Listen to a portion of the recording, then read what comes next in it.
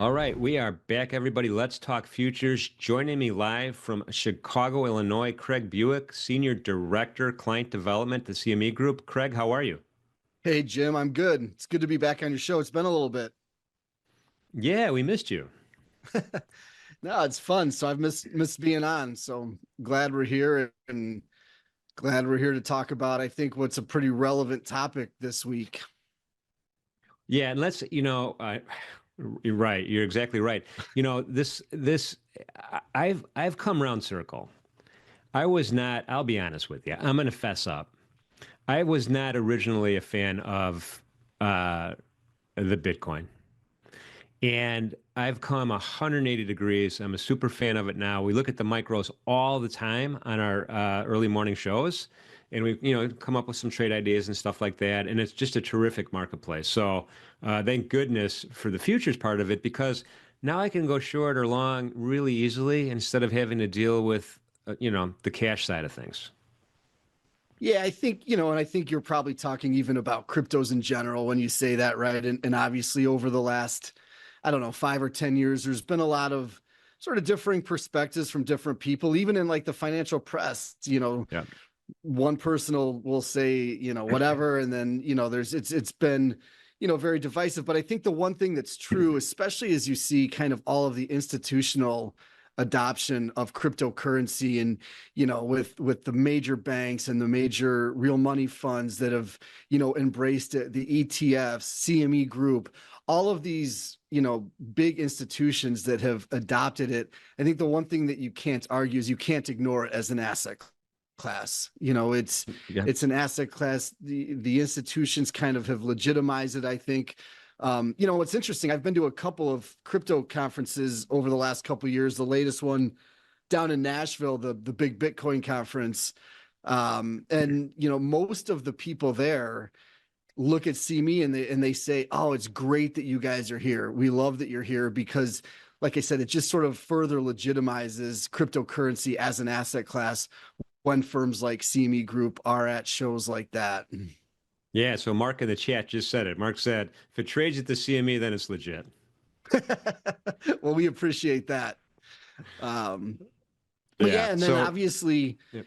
of course, you could say this probably about almost any asset class that we trade here at CME Group. But with the events that are upcoming this week, I think is a particularly good time to talk about cryptos because, and obviously we're not going to get into partisan views on your show here, Jim, but I think it's undeniable that, there's, the different parties have different perspectives on cryptocurrency.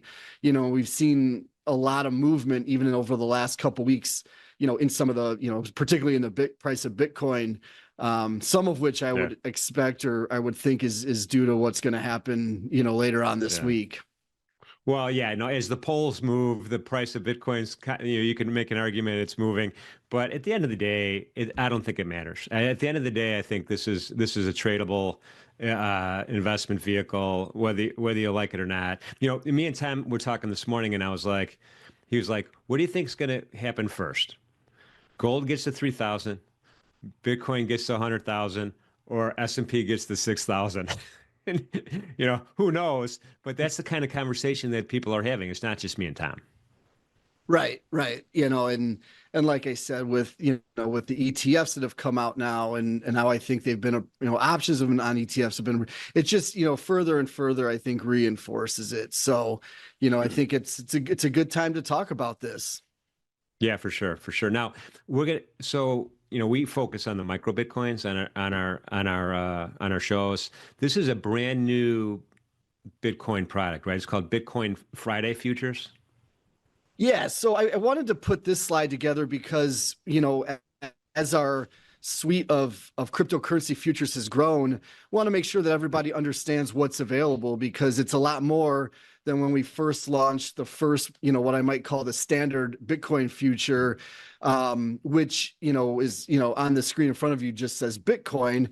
The symbol on that would be BTC. But that was the first cryptocurrency future that we launched. And it's a cryptocurrency future that's worth 5 Bitcoins. So at today's prices, or at least a couple hours ago prices, I don't know what it's trading at now.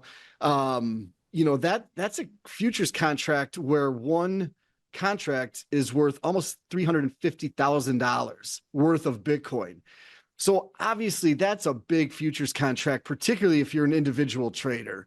You're essentially getting, $350,000 worth of Bitcoin exposure with one contract. And that's particularly big when you consider how volatile Bitcoin is, even relative to some of our other products that, we can kind of talk about a little bit later. So that was the first one. And then we launched what I might call the standard Ether contract, which was worth 50 Ether, still $124,000 at today's prices. So, and again, Ether trades with volatility similar to Bitcoin. So a very big contract, which is why we then launched the two the Bitcoin, micro Bitcoin and micro Ether, both of which were 1/10 the size, or I'm sorry, worth 1/10 of one coin in that particular cryptocurrency. So in the Bitcoin, that 1/10 was 1/10 of a Bitcoin, which again, at today's price is about $7,000 worth of Bitcoin.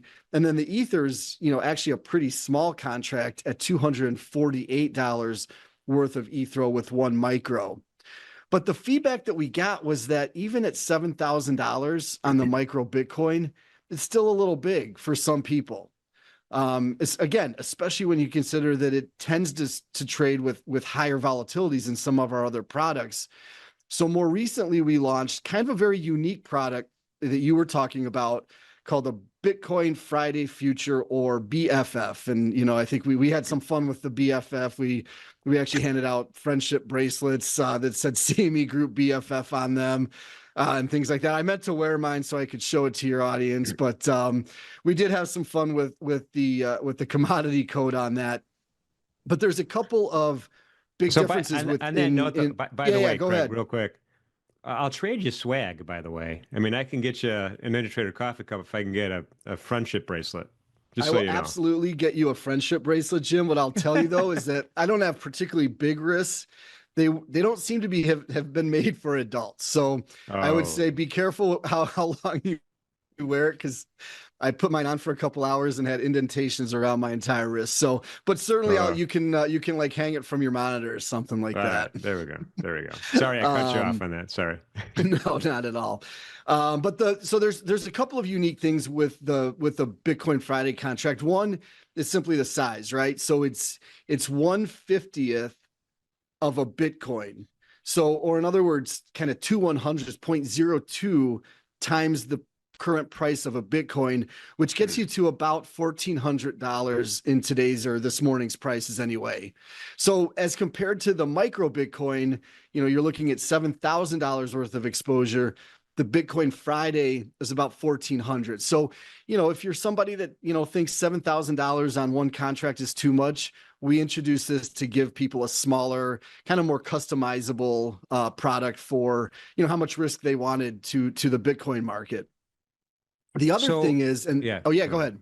I was going to ask. Okay, so this has a unique expiration period, right? Yeah, you took the words out of my mouth. So, and it's kind of in the name, right? So it's Bitcoin Friday. So at any time, there will be two expirations listed. So we're like right now, for example, there's a future that will expire this Friday, and there's a future that will expire the next Friday. And that's all that's listed right now. So it's a shorter duration future really than, any of the sort of major products that CME has listed, in that, they're only listed for 2 weeks at a time. And typically it's that product that's, going to expire in 5 days or less that tends to be a little bit more liquid than the second week or the more deferred one. So you're talking about a future that expires really in 5 or less days.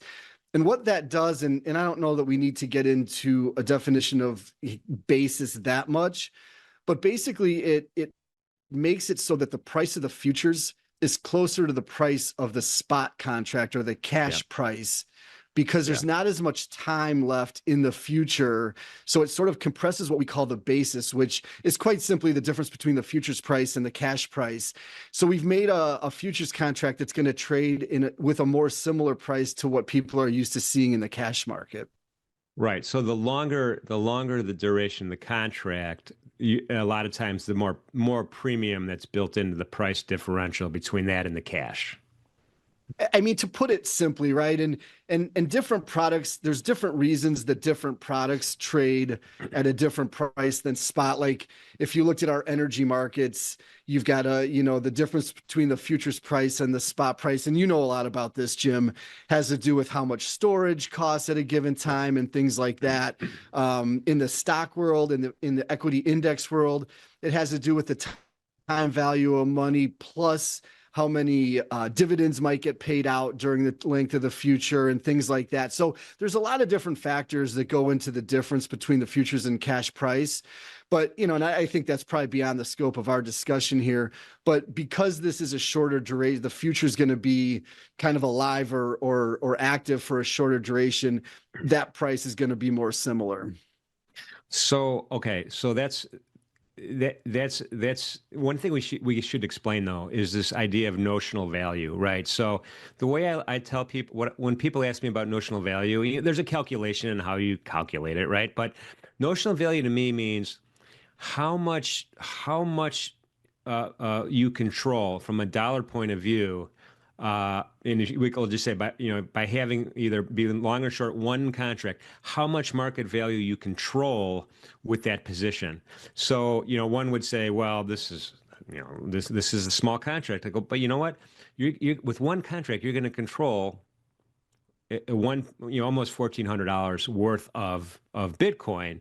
And I don't know if I'm explaining this right, but that's kind of how I kind of try to explain it to people. That's absolutely how I would, Jim. It's quite literally how much exposure you have to that particular asset. So, again, with the regular Bitcoin and to get the notional value is actually fairly straightforward. We just take the multiplier, which in the regular Bitcoin is 5 times in this case, times the price of Bitcoin. Again, I did this earlier this morning. It was trading around 69,200. Yeah. So simply 5 times 69,200 gives you that 346 that's on the right. So you're essentially getting $346,000 worth of Bitcoin exposure, almost as if you would buy 5. It's gonna be a little bit different, but almost as if you were to buy 5 full Bitcoins in the cash market. That's you're getting a very similar exposure by buying one futures contract. So, but maybe I'll put it a little bit in a little bit different context that might even explain it. So let's say you've got, these 3 different Bitcoin futures, one worth 350-ish, one around 7,000, one around 1,400. Let's say the price of Bitcoin moves by 10%, right? Like, which it doesn't happen often in a day, but it could for sure, right? If you've got the big Bitcoin or the standard Bitcoin on, that's a P&L move of $34,600 on a 10% move, right? Because and that's just simply what we're talking about. We're saying, well, you've got $346,000 worth of exposure, so a 10% move is going to be around $34,600 in a P&L move. Yeah. Whereas if you've got the micro on, that's a $692 move. Yeah. And if you've got the Bitcoin Friday on, that's about $140 move to your P&L. So, to put it in that perspective, I think, that you can kind of see how much exposure you have on to this particular asset. Yeah. The big contract's a little too rich for my blood, just in case anyone was wondering. That's again, that's way too much risk for me, but this is great though. Okay. So, just to recap here, every Friday, contract's going to expire. It'll trade through the end of the day, right? Through the 4 o'clock close or 5 o'clock close. That's exactly right. And that's actually a difference. And I'm glad you brought that up because that's different than the other Bitcoin, which settles to the London time. So it's actually a little bit earlier in the US trading day, whereas this is the New York settled. And I guess it's worth spending 1 minute on the underlying of these products, because for any future, you have to have some underlying, right? In the S&P, it's the S&P index, and it's going to settle to that. Crude is going to settle to WTI crude oil and West Texas Intermediate crude and things like that. The Bitcoin and Ether futures are based on what we call a reference rate. So what we did is we partnered with a third-party kind of index provider, I guess, and we basically made it's not an index. We call it a reference rate, but basically we take the price that Bitcoin or Ether is trading at several different cash cryptocurrency exchanges, and it's sort of an aggregate of those. I can't remember if it's 5 or 6 different prices now, but we basically take an aggregate of those prices such that if one of those happen to get out of line, from the other ones, it's not going to impact the true value as much. So we think it's a very representative price of where Bitcoin or Ether is trading at a given time, because it's an aggregate of all those prices. So, I don't think it happens very much, but like if one price, and if it did, I think it would probably get brought back in line very quickly. But like I said, if the price of Bitcoin did get out of line at one of those different exchanges, it would be smoothed out by the fact that these are based on the aggregate of all of those. Does that make sense? Yeah, I mean, it's not too far from the idea of VWAP at closing, right? It's similar kind of idea. Kind of idea, yeah. Like where you're kind of smoothing out any price Right. aberrations that might happen. Yeah. Yeah. Yep. So no, it's a good point that they do settle to the New York close though. Yeah. Okay. Awesome. And then so Michael asks, what happens if your position expires? Do you realize the gains or loss at market price on Friday at 5 p.m.? So I'll start. So Michael, I think this is going to be like all your brokerage firm, whoever you're using, is going to look at this like any other futures contract, right? You need to get out. You need to be flat. And taking delivery on anything usually is expensive, and it doesn't work out well. So Well, and that's my advice too. Jim, Go ahead. these are cash settled though. So, Okay. Okay. so you actually kind of eliminate that sort of delivery. Like in fact, all of our cryptocurrency futures are cash settled. So we're not in the business of like wallets and transferring physical Bitcoin or anything like that. Yeah. So, if you do hold this through expiration, it's simply going to be that like any other cash settle, like if you were trading the micro E-mini S&P 500 future, you're simply going to have that last money move, and then your position will essentially go away.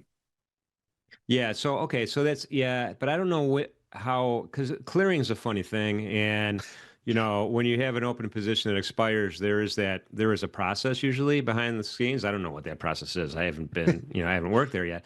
But in any event, so Michael, just mind your positions as you get to that end. Maybe it does behave like an option, like boom, you're expired out of the money, and that's that. But I don't know. Yeah, no, I get it. Like with all of futures, you want to be careful as you approach expiration. I just wanted to point out that, because a lot of times when I go to different industry shows and things like that, people will say things like, I don't want to trade futures because I don't want an oil tanker showing up in my front yard. And, and the reality is if you are trading, for example, our big crude contract, you want to be very careful. And like Yeah. you said, Jim, your broker like NinjaTrader is going to be very careful as well if they've got somebody that's got an open position and something like that. But it is something to be mindful of, in any kind of future that you're trading. Yeah. Yeah. For sure. All right. All right. We got some more intel here. Could I scroll down? Yeah, so me, like we're always going to bring up some volatility Yeah. charts Yeah. when we're on your show. And again, this is, we do have options, and I didn't mention this, but we do have options on these different futures, not on the Bitcoin Friday futures at this point, but on these other futures contracts. So we're able to derive what we call implied volatility from our options markets, which is really just a measure, and I've talked about this a million times on your show. Is really just a measure of how much the options market is pricing in terms of a futures move. So, what you can see in that blue line, this is Bitcoin 30-day at the money implied volatility. You can see that it's trading towards the top end of that one standard deviation move, which is that gray Yeah. bar. Yeah. So the blue line, it's not as high as it's been this year, but it's relatively high, given most of this year. And I think that makes sense given what we were talking about at the beginning, which is there's a couple of events this week, not just the presidential election, which is a big one, I think, for cryptocurrencies and a lot of other asset classes, but also the FOMC, I think, is making their decision the day after to Wednesday, right? So there's a couple of big, obviously geopolitical or economic events happening, which could be contributing to that, relatively high implied volatility. And then you can see the price of Bitcoin. This is a year-long graph. Is trading right near the sort of top end of where the price has been over the last 12 months. So certainly an interesting time in Bitcoin. If you go to the next slide. Yeah, but on that note, so I just do want to put Yeah. out a warning out there, everybody. If history repeats itself, which it usually does after the vote, there's I don't want to use the word the markets go haywire, but there is across the board a ton of volatility and the dust eventually settles. So my what I want to say is just be careful out there, you guys. If you want to take a day and a half off, I wouldn't hold it against you. But anyway, sorry, Craig. Yeah, no, I mean, you're absolutely right. And we always point to the volatility that happened 8 years ago, overnight when, we went into that election. And I think, in the polls anyway, Hillary Clinton was far ahead of Donald Trump, and the results started coming in the other way. And, we had as much volatility overnight, I think, as we've seen in a long time. And we got, who was it? Carl Icahn, I think famously came out in the press and said that he left an election party to go put on a bunch of S&P futures overnight.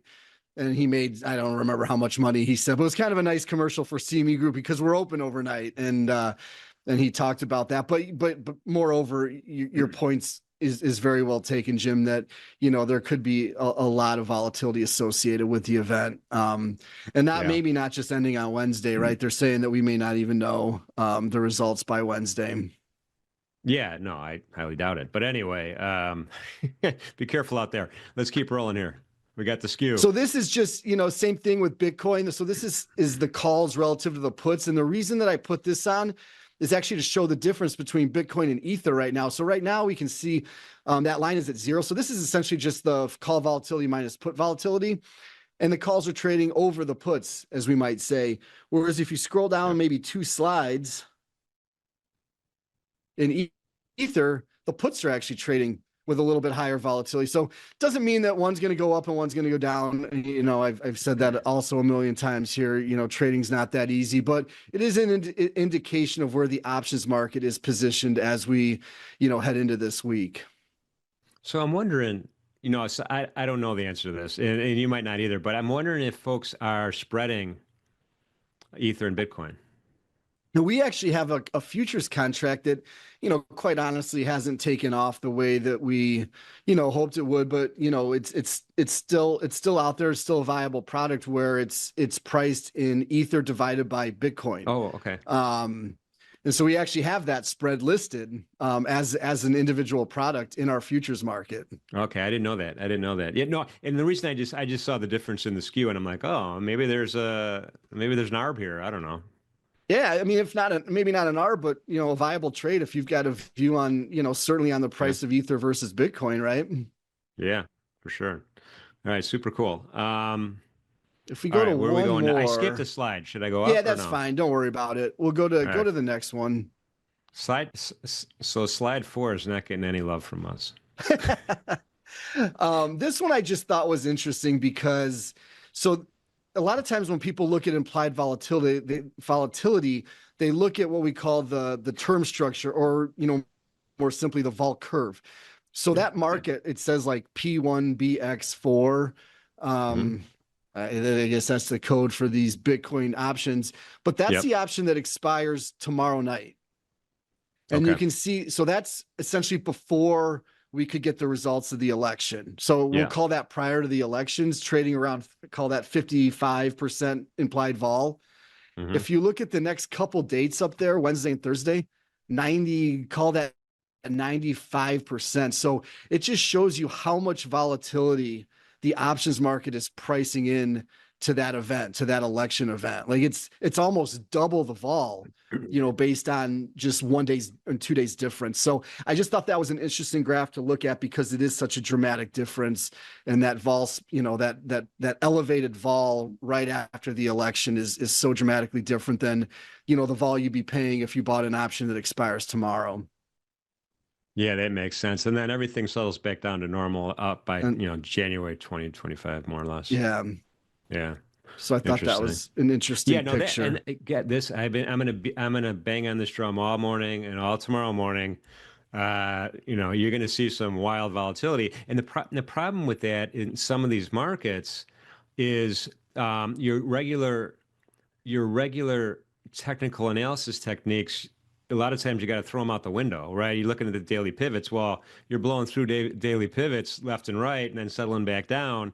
So that's, be careful. Anyway, I I think think we the have one more. last Yeah, graph, yeah, yeah, just it's and this one I did an update this morning. I'd done this maybe a month or so ago, but it just shows the volatility at which these cryptocurrency options trade or futures trade. The blue top line being Ether, the orange one being Bitcoin, and just how much more implied volatility the option market prices in yeah, versus some of our other products.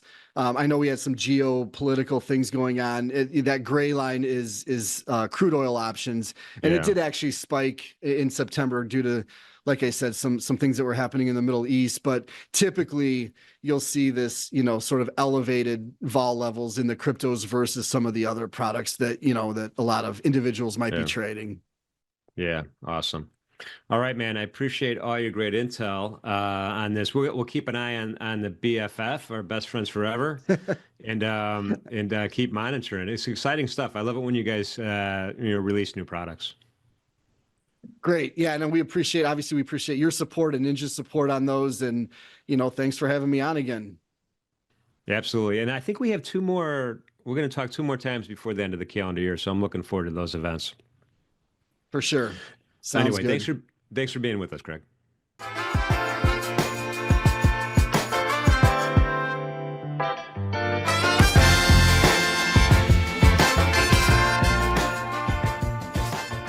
The following presentation is for educational purposes only. All the symbols, trading ideas, and market commentary are for educational and demonstrational purposes only and are not recommendations or trading advice. Live sample trading occurs in a simulated environment. Past performance may not be indicative of future results. All the information and content presented is provided by NinjaTrader LLC, and the opinions expressed by all third-party guests are their own and are not necessarily those of NinjaTrader LLC. Trading futures involves substantial risk and may not be suitable for everyone, and trading futures can result in losses greater than the initial required margin. Traders should only trade futures with risk capital. Risk capital is money that you can afford to lose without jeopardizing your financial security or current lifestyle. You can find additional disclosure information on the NinjaTrader website.